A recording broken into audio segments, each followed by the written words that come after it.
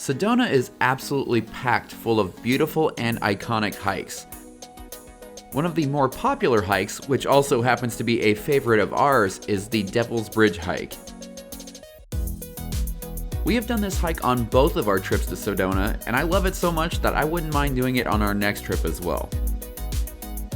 There are 3 different ways that you can get to Devil's Bridge. The first one requires a high clearance off-road capable vehicle.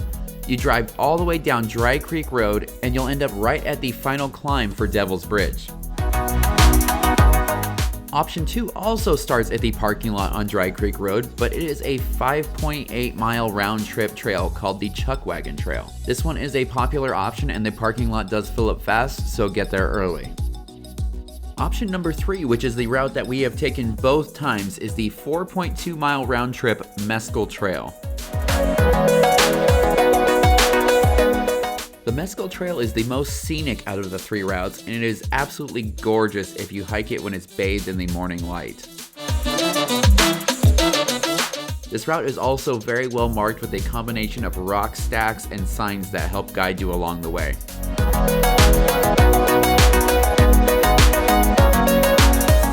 There are several points along the trail where you will have a beautiful 360-degree panoramic view of the surrounding area.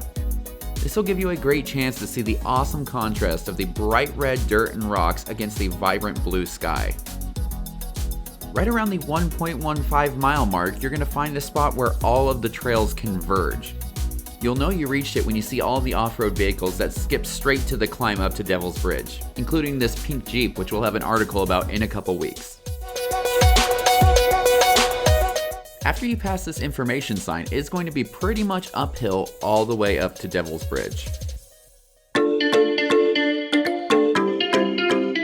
Luckily, the climb starts off pretty easily, but you're definitely going to get a leg workout on this hike.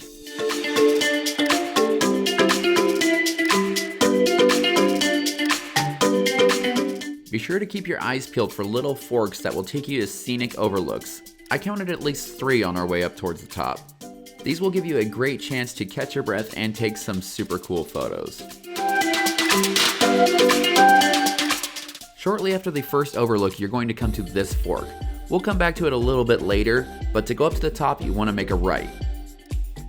This is where the climb really kicks into high gear as you make the first of 2 tall and steep staircases up the side of the canyon. Thankfully, there's another viewpoint in between the 2 sets of stairs to give you a little break.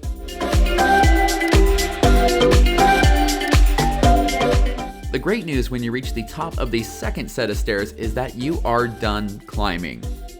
All you have left now is a short and pretty much flat walk over to Devil's Bridge. As intimidating as it looks watching people walk out on the bridge from a side angle, here is the view when you're actually walking out on it. It's a lot wider than it looks. We were super proud when we went because we talked our adventure trainees, V's sister Vivian and her husband Marvin, into going out on the bridge as well. After enjoying the beautiful photo op that is the Devil's Bridge and the surrounding area for a while, we decided that it was time to head down, but we weren't heading back to the car just yet. You may remember that fork that I told you about a little bit earlier on the way up to Devil's Bridge. Well, that is actually the way to take you to a second viewpoint down below the bridge. This is a unique view that I don't think most people get to see.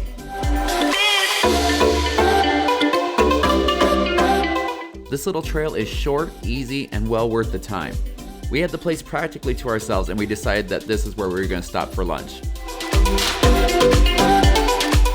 I think that it goes without saying, but if you do decide to stop here for lunch or anywhere else on this trail or anywhere on any trail, be sure to clean up after yourself and preserve the area for everyone else's enjoyment.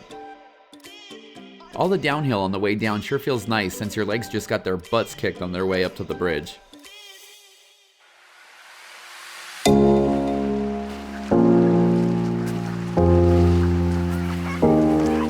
One thing that might seem a tiny bit confusing at first is that once you reach the wash at the bottom of the climb, you want to follow the sign for the Chuck Wagon Trail. I just thought I'd point that out because the first time we did this hike, that had us a little bit confused for a second. In fact, you're going to follow the markers for the Chuck Wagon Trail for a bit, but don't worry, the signs for the Mescal Trail will show up eventually. Our surroundings started to look a little different on the way back as the soft morning light gave way to a harder afternoon light with much more contrasty shadows. That definitely did not do anything to take away from the beauty of the area though. Finally, signs started to appear that mentioned Mescal parking as well, so you can rest assured in knowing that you're going the right way.